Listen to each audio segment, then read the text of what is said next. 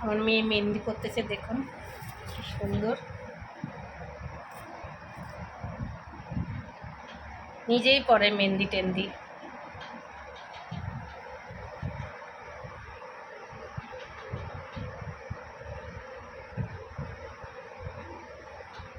তুলিকা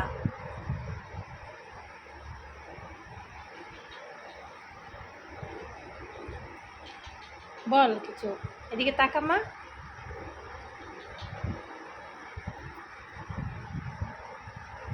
দুইটা পড়বে আর একটা আছে,